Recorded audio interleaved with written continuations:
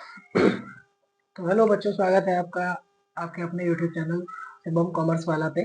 और आज है अपना जर्नल का पार्ट 3। दोस्तों, आज हम लोग जो सीखेंगे, कल मैंने आपको 2 वीडियो में मैंने आपको सारी बातें बताई हैं कि सेल, परचेज, क्रेडिट पे या कैश पे कैसे होता है। और आज हम लोग सीखेंगे जो हमारा अगला एंट्री है टोटल 49 में से, उसमें आज हमारा अपना 11वां नंबर और 12वां नंबर मैंने यहाँ पर लिख के रखा है। आज हम लोग इसको 15, 16, 17 नंबर तक जहां तक हो पाए वहां तक इसको करने की कोशिश करेंगे। तो सबसे पहली बात कि आप मुझे उम्मीद है कि आपने वो क्वेश्चन जरूर बनाया होगा जो मैंने यहाँ पर आपको लिख करके दिया था। 3 मैंने बनाए थे और उम्मीद करता हूँ कि आप उस 3 को कंप्लीट भी किए होंगे। आज का जो अपना पहला सवाल होने वाला है वो होने वाला है एक्सपेंस पेड से रिलेटेड। टोटल 49 था और ये अपना 11th नंबर है 49 में से। तो आज सबसे पहला जो टॉपिक है वो है अपना एक्सपेंस पेड का। फॉर एग्जाम्पल कि मैं किसी को सैलरी दे रहा हूँ या फिर हम किसी का हम रेंट भर रहे हैं, इस घर में रह रहे हैं तो उस घर का तो रेंट लग रहा होगा, हम इस रेंट को भर रहे हैं तो ये मेरा खर्चा है। तो हम इसके रिलेटेड एंट्रीज को आज समझने वाले हैं। तो सबसे पहला क्वेश्चन हम उठा रहे हैं सैलरी वाला। तो सैलरी वाला जब क्वेश्चन हम उठाएंगे तो सैलरी वाले में आप सबसे पहले सोचिए कि अकाउंटिंग इक्वेशन क्या हो रहा होगा।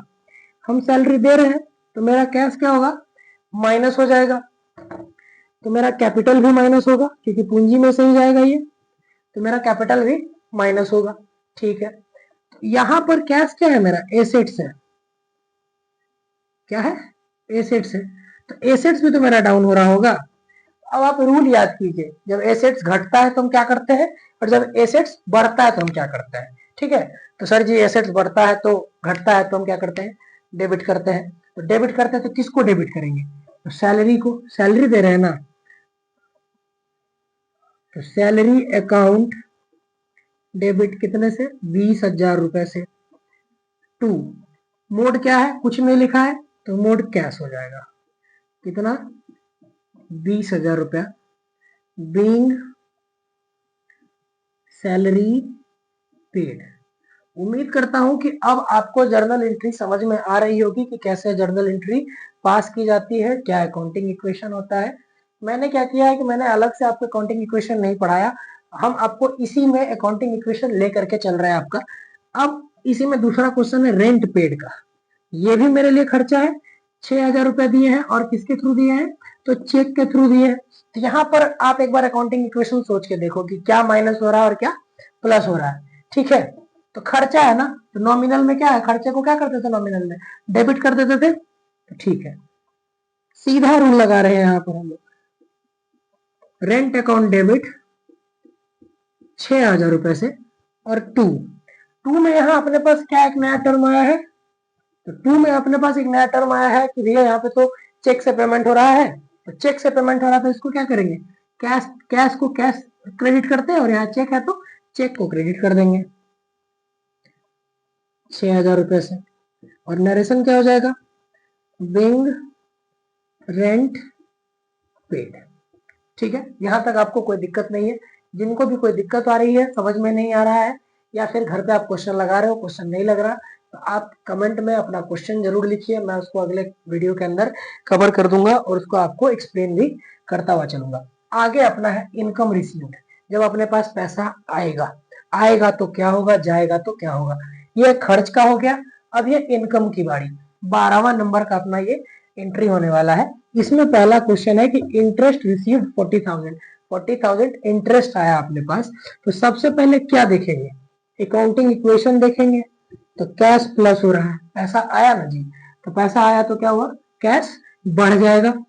पैसा आएगा तो कैपिटल भी बढ़ेगा, कैश बढ़ रहा है तो कैपिटल भी बढ़ जाएगा। कैश भी एसेट्स है, ठीक है। कैपिटल, यहाँ कैपिटल नहीं लिखेंगे, कैपिटल को यहाँ क्या मिल रहा है हमको, यहाँ मिल रहा है इंटरेस्ट। क्या मिल रहा है, इंटरेस्ट। अब किसी को क्रेडिट करना है, किसी को डेबिट करना है, तो आप कैपिटल क्रेडिट डेबिट तो नहीं करेंगे ना, उसका एक नाम होता है। तो नाम क्या है यहाँ पर इंटरेस्ट अकाउंट है। पैसा आ रहा है, debit all the expenses and loss, credit all income and gain, nominal का रूल है। यहाँ पे सिंपल लगाएंगे कि कैश अकाउंट डेबिट कितने से, तो सर जी 40,000 रुपए से। और 2 क्या होगा, तो यहाँ पर एक नया अकाउंट बनेगा, वो बनेगा interest received account. Interest received account, ये कितने से, 40,000 से। और नरेशन क्या होगा, बिंग इंटरेस्ट रिसीव्ड। ठीक है, अब इसमें अगला क्वेश्चन है कि कमीशन रिसीव्ड 50,000 बाई चेक, 50,000 रुपए का कमीशन मिला है और कमीशन मिलने का मोड क्या है, तो भैया यहाँ पर कमीशन मिलने का मोड अपना है चेक। तो चेक, तो अभी क्या आपको बताए थे, ये भी तो मेरे लिए इनकम है, तो हम आपको बता चुके हैं पहले भी कि debit all the expenses and loss और credit all the income and gain. तो सेम ही लगेगा, नहीं सेम नहीं लगेगा, क्योंकि यहाँ पे भैया कैश का बात हो रहा था और यहाँ पर क्या बात हो रही है, यहाँ पर चेक की बात हो रही है, बैंक की बात हो रही है। तो बैंक और चेक की जब बात होगी, ठीक है, हम यहाँ पे क्या लिखेंगे, दूसरा एंट्री क्या लिखेंगे कि बैंक अकाउंट डेबिट कितने से, तो 50,000 से। और टू क्या कर देंगे, तो क्या मिला, कमीशन मिला ना, तो यहाँ पर क्या लिखे थे, इंटरेस्ट रिसीव, तो यहाँ लिखेंगे कमीशन रिसीव। ठीक है, कितने से, 50,000 रुपए से, बिंग कमीशन रिसीव्ड। क्या मिल गया, कमीशन रिसीव्ड हो गया। दोस्तों यहाँ पर सिंपल एक लाइन में एक बात बताना चाहता हूं आपको कि अगर आप कभी भी एंट्री लगाते हैं घर पर बैठ करके, तो एंट्री लगाते वक्त आपको सिर्फ इतना ध्यान देना है कि वो क्या है, मेरा मतलब मेरा खर्च है, मेरा इनकम है, ठीक है, मेरा प्रॉफिट है कि मेरा लॉस है। और जब आपको ये वेरीफाई हो जाए, जैसे ये इनकम रिसीव्ड मैंने यहाँ पर, तो हम यहाँ पर लिख दिए हैं, हम यहाँ पर क्या हुआ लिख दिए हैं, लेकिन एग्जाम में आपको ऐसा लिखा हुआ तो नहीं मिलेगा। एग्जाम में लिखा मिलेगा commission received, rent paid, interest receive, salary paid. तो आपको यहाँ पर क्या देखना है, आपको यहाँ पर देखना है कि ये मेरे लिए क्या है, हम सैलरी दे रहे हैं तो खर्च है कि इनकम है, हम इंटरेस्ट ले रहे हैं मेरे लिए खर्च है कि इनकम है। जब आपको ये समझ में आ जाए कि वो खर्च है कि क्या है, जब आप उसको क्लासिफाई कर पाओ, तो क्लासिफाई करने के बाद आपको सिंपली रूल लगा देना है, जो गोल्डन रूल पर्सनल, रियल और नॉमिनल का है। तो जब आपको ये क्लासिफाई हो जाएगा कि वो मेरा क्या है, मतलब एक्सपेंस है, मेरा एसेट्स है, क्या चीज है, तो आपको रूल भी क्लियर हो जाएगा। तो इस चैप्टर को बनाने के लिए सबसे इंपॉर्टेंट क्या है कि आपको क्या याद होना चाहिए, आपको रूल अच्छे तरह से याद होना चाहिए। और जैसे ही रूल पता है, अपना क्वेश्चन पकड़िए, उसको समझिए कि वो क्या पूछ रहा है और फटाक से रूल पे बिठाइए और क्वेश्चन खत्म। तो हेलो बच्चों, स्वागत है आपका एक बार फिर से आपके अपने यूट्यूब चैनल शिवम कॉमर्स वाला पे। तो जैसा कि आप जानते हैं, आपको मैंने शॉर्ट्स के माध्यम से इंफॉर्मेशन हमने दिया था कि हमारा जो कल का रिकॉर्डेड वीडियो था वो क्या हो गया था, माइक डिस्चार्ज होने की वजह से खराब हो गया था। तो आज माइक प्रॉपर काम कर रहा है। तो वो जो वीडियो था वो अप्रॉक्स 12 मिनट के बाद खराब हुआ था, जहाँ पर हमने टॉपिक शुरू किया था बैंकिंग ट्रांजैक्शन के बारे में। तो अभी हम क्या करेंगे कि बैंकिंग ट्रांजैक्शन से ही शुरू करेंगे वीडियो को, और दोनों वीडियो को मर्ज कर सुबह 6 बजे के लिए उसको हम लोग शेड्यूल कर देंगे, जो वीडियो आपको कल सुबह देखने के लिए मिल जाएगी। टाइमिंग चेंज इसलिए हो रहा है क्योंकि एक दिन का गैप आ गया है अपने डेली वीडियो के प्रोसेस में। तो इसलिए हम क्या कर रहे हैं कि टाइमिंग चेंज कर दे रहे हैं, ताकि कल आपको सुबह सुबह वीडियो मिल जाए। जो वीडियो आपको आज मिलने वाली थी शाम को, वो वीडियो क्या होगी, कल सुबह सुबह आपको आपके पास मिल जाएगी। तो अभी हम लोग शुरू कर रहे हैं अपना बैंकिंग ट्रांजैक्शन, जहां तक कि वो वीडियो मेरा रिकॉर्ड हुआ था 25 मिनट का, और 25 मिनट में से 11 मिनट तक अच्छा रिकॉर्ड हुआ है, और 12वें मिनट से इस माइक के बंद होने की वजह से मेरी वॉइस उसमें आई नहीं है, तो जिस वजह से मैं डिले भी हो गया हूँ। अभी हम लोग करने जा रहे हैं बैंकिंग ट्रांजेक्शन्स। कल मैंने इसको एक्सप्लेन किया था, लेकिन अब क्या कर सकते हैं, टेक्निकल प्रॉब्लम है, वो बताकर तो नहीं आती, हो जाती है कभी कभी चीज़ें गड़बड़। तो आज हमारा ये नंबर होने वाला है 13वां। जो बैंकिंग ट्रांजेक्शन है वो हमारा कितने नंबर का ट्रांजेक्शन होने वाला है, 13वां नंबर का ट्रांजेक्शन ये अपना होने वाला है।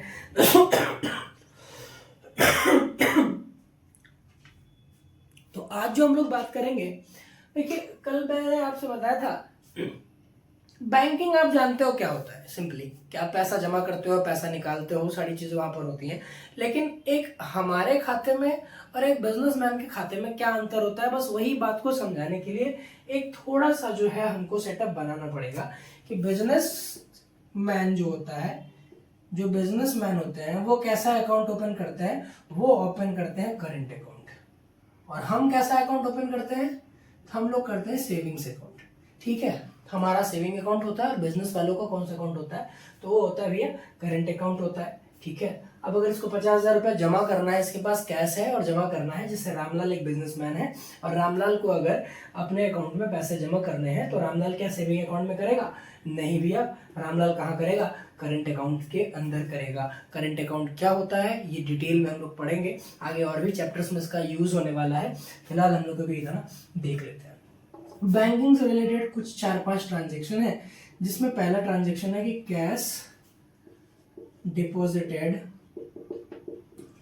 Into bank. अब रामलाल गया, रामलाल के पास भैया पैसे थे, 50,000 रुपए थे और रामलाल बोला कि हमको इसको कहाँ जमा करना है, तो बैंक में जमा करना है। ठीक है, तो अब रामलाल ने बैंक में जमा तो कर दिया पैसा, अब रामलाल को क्या करनी पड़ेगी? अपने जर्नल के बुक्स में इसको एंट्री भी करनी पड़ेगी। तो अब रामलाल को समझ में नहीं आ रहा है कि एंट्री कैसे करें, तो रामलाल आप जैसे जो बच्चे हैं जो मेरे से पढ़ रहे हैं उन बच्चों के पास जाएंगे और बोलेंगे कि मेरी मदद करो कि कैसे मैं बैंक में पैसा डिपॉजिट करने की एंट्री यहाँ पर लगाऊंगा। तो जब आप एंट्री करोगे तो एंट्री में आपको क्या देखना है कि अब आपको यहाँ डिसाइड करना है कि ये पर्सनल अकाउंट का है, रियल अकाउंट का है या फिर आपके नॉमिनल अकाउंट का है। एक बार आप इसको क्लासिफाई कर लिए कि पर्सनल है, रियल है या फिर नॉमिनल है, तो उसके बाद आपको इसका गोल्डन रूल याद है कि पर्सनल का क्या होता है, रियल का क्या होता है और नॉमिनल का क्या होता है। जैसा कि बेसिक अकाउंटिंग टर्म्स में इंट्रोडक्शन ऑफ अकाउंटिंग्स के बाद मैंने आपको बताया था कि पर्सनल अगर बैंक है या कोई एक पर्टिकुलर नाम है तो वो किसका है? वो पर्सनल का है। तो अब हमने क्लियर कर लिया है कि पर्सनल क्या होता है। अब हम क्यों पर्सनल में जा रहा है ये, ठीक है, हम क्लियर कर चुके हैं। हमको कैसे क्लियर है? क्योंकि भैया आपको तो पूरा रूल याद है, तो आपको तो बहुत आसान है। तो उसी तरह से आपको क्या करना है, आपको भी पहले रूल को समझना है और रूल को याद कर लेना है। याद रहेगा तो अकाउंटिंग इक्वेशन लिखने का जरूरत हमको नहीं पड़ेगा। ठीक है भैया, फिर भी एक बार हम अकाउंटिंग इक्वेशन लिख लेते हैं। पैसा जमा करेंगे तो मेरे पास से क्या घटेगा? कैश घट जाएगा और बढ़ क्या जाएगा? मेरा बैंक बढ़ जाएगा। ठीक है, मेरा बैंक बढ़ जाएगा और सीधा अब यहाँ पर पर्सनल का रूल लगाएंगे, डेबिट द रिसीवर और क्रेडिट द गिवर वाला। तो रिसीवर यहाँ पर कौन है? तो भैया यहाँ पर अपना बैंक है, अपना रिसीवर कितने रुपए से? तो 50,000 रुपए से।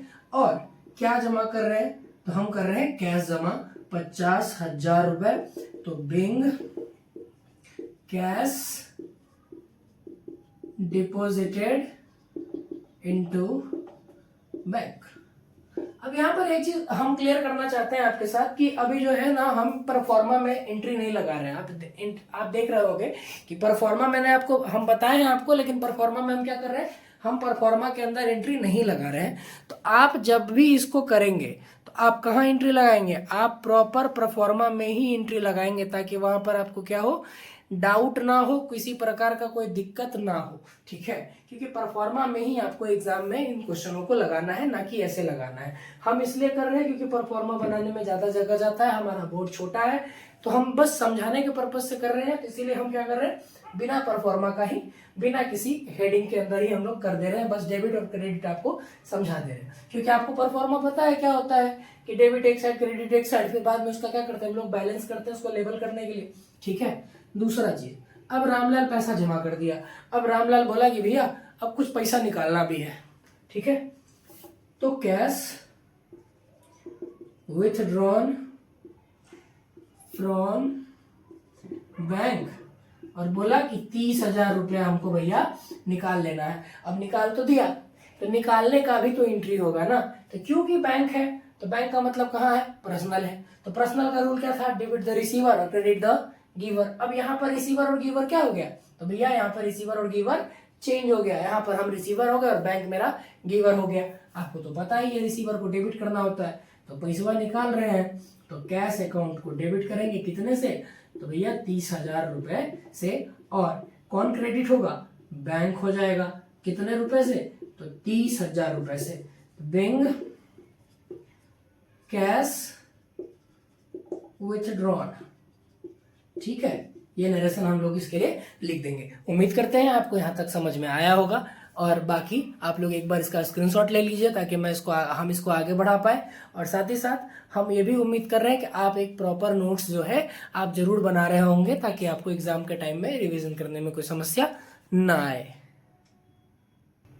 तो चलिए अब हम लोग बढ़ते हैं 13वें नंबर के एंट्री में, अपने तीसरे एंट्री की तरफ, जहां पर हम क्या करेंगे कि हम क्या एग्जामिनर आपका क्वेश्चन थोड़ा सा घुमा देगा ताकि आप वहां पर कंफ्यूज हो जाओ और क्या हो, आपको दिक्कत हो जाए। लेकिन यहाँ पर हम बैठे हैं, हम आपको दिक्कत नहीं होने देंगे। चलिए यहाँ पर एक लिख लेते हैं question, cash withdrawn from bank ₹10,000। अब रामलाल ने क्या किया, फिर से 10,000 रुपए निकाला, लेकिन इस बार क्या हो गया, फॉर ऑफिस यूज। इस बार क्वेश्चन में भैया क्या लिखा आ गया, तो इस बार क्वेश्चन में भैया लिखा आ गया कि रामलाल ने रामलाल ने क्या किया, ऑफिस के इस्तेमाल के लिए पैसा निकाला। अब यहाँ पर आपको लगेगा कि भैया ये तो बहुत बड़ा चीज हो गया, ऐसा कैसे हो गया, अब एंट्री तो नया लगाना पड़ेगा, है ना। लेकिन यहाँ पर नया एंट्री नहीं लगाना पड़ेगा, यहाँ पर क्या करना पड़ेगा, सेम वही एंट्री लगाएंगे। क्यों, क्योंकि पैसा क्या हुआ है, बैंक से निकला है और कुछ भी नहीं है। ये एग्जामिनर क्या करता है, आपको थोड़ा सा घुमाने के लिए ये ऐसा ऐसा छोटा छोटा चेंजेस क्वेश्चन में करता है जिससे आप कंफ्यूज हो जाओ।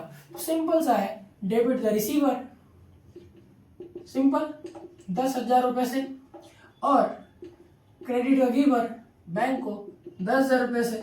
फिर वही नरेशन होगा, बिंग कैश विथड्रॉन। ठीक है, अब उम्मीद करते हैं कि आपको ये नए नए टर्म से दिक्कत नहीं होगी। तो चलिए एक और नए टर्म की हम लोग यहाँ पर बात कर लेते हैं। अब हम लोग एक और नया टर्म समझेंगे। तो इस बार नया टर्म क्या है, तो भैया इस बार नया टर्म ये आ गया कि cash withdrawn from bank ₹5,000 for personal use. अब रामलाल क्या किया, रामलाल बोला कि भैया 5,000 और निकाल दो, और ये 5,000 क्यों निकालो, तो ये हमको पर्सनल काम है। पर्सनल काम बने कि हमको अपनी गर्लफ्रेंड को क्या करना है कि वो बढ़िया सा ना एकदम बढ़िया मस्त वाला जो 5-6 हजार का टेडी बियर है, 5,000 का, वो टेडी बियर देना है। अब भैया पर्सनल यूज है ना, पर्सनल यूज कुछ भी हो सकता है, तो गर्लफ्रेंड को गिफ्ट देने जाएगा।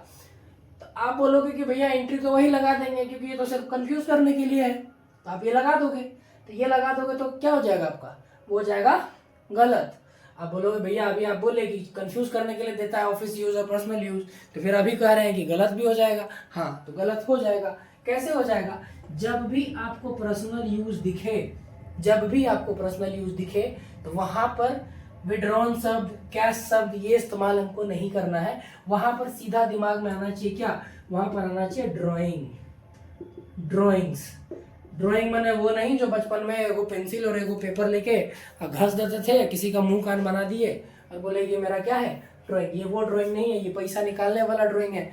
ये कब इस्तेमाल में आता है, जब हमको क्वेश्चन बोलेगा कि रामलाल क्या किया, पर्सनल यूज यानी कि अपनी गर्लफ्रेंड को गिफ्ट देने के लिए बिजनेस से पैसा निकाल दिया।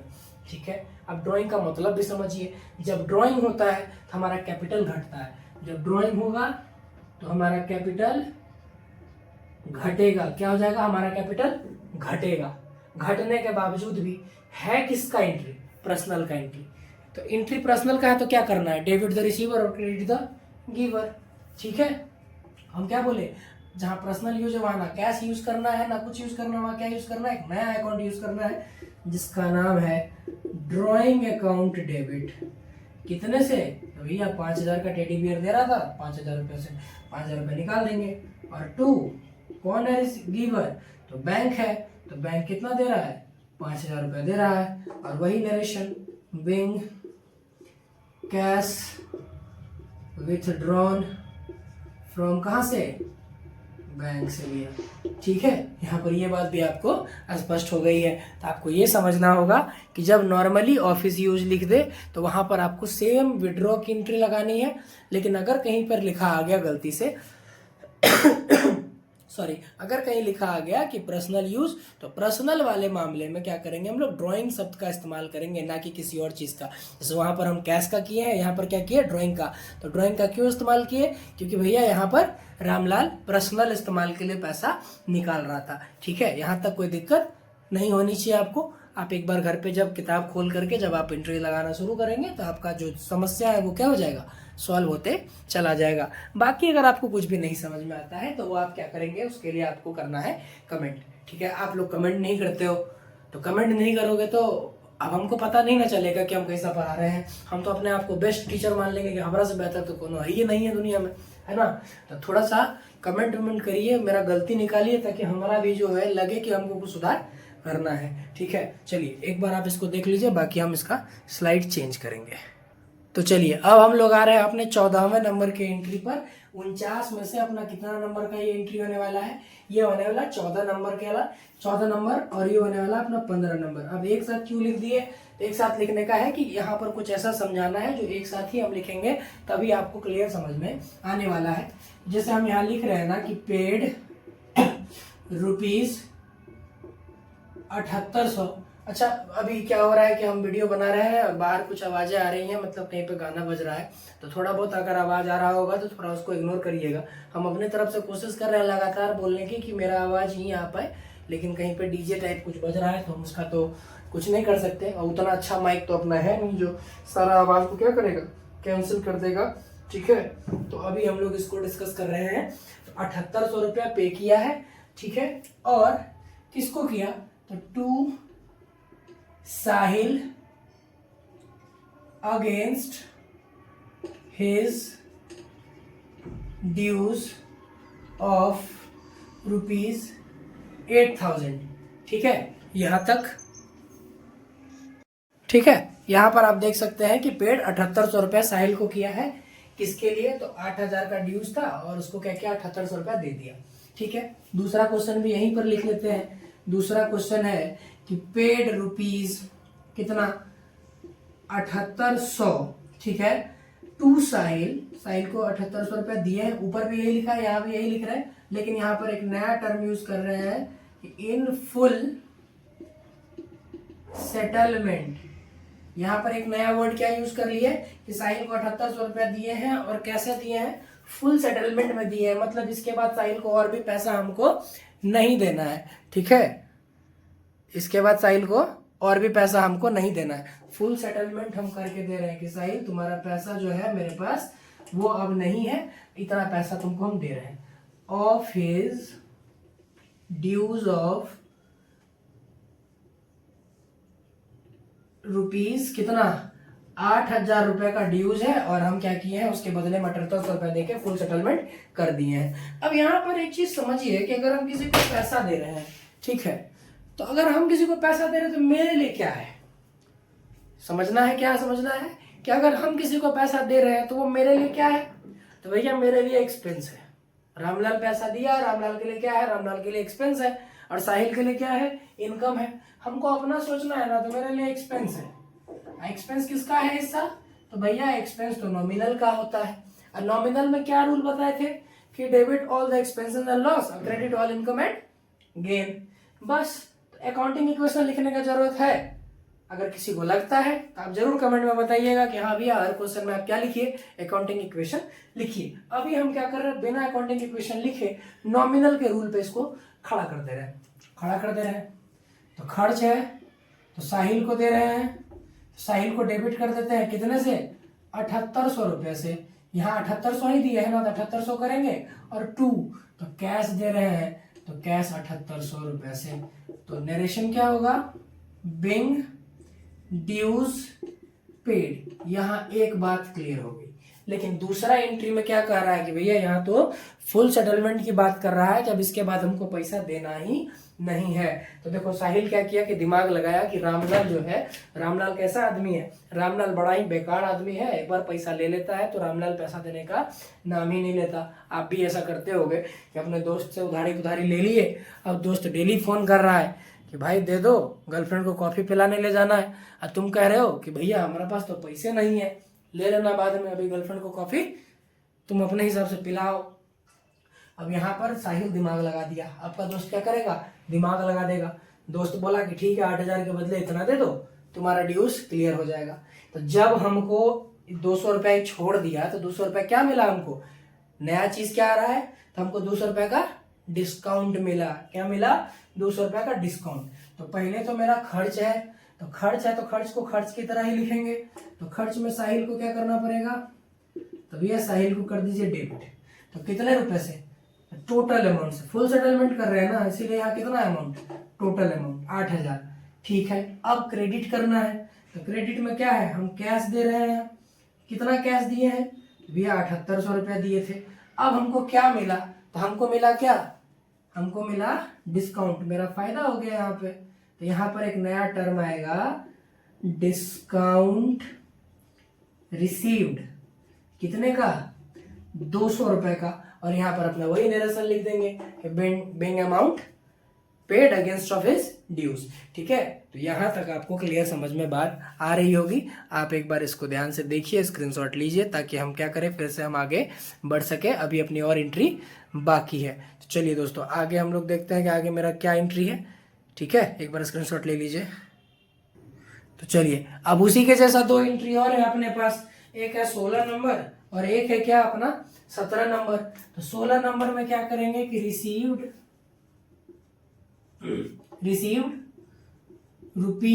₹7500 फ्रॉम गौतम। 7500 रुपए किससे आ रहा है? गौतम से आ रहा है, अगेंस्ट हिज ड्यूज ऑफ ₹8,000। फिर वही सवाल, पिछली बार हम किसी का पैसा मार के बैठे थे, इस बार मेरा पैसा कौन मार के बैठा है? तो गौतम बैठा है। गौतम 8,000 के बदले कितना दे रहा है? तो भैया गौतम 8,000 के बदले आपको 7500 रुपए दे रहा है। अगला चीज, received ₹7500 from Gautam in full settlement against his dues of कितना? ₹8,000।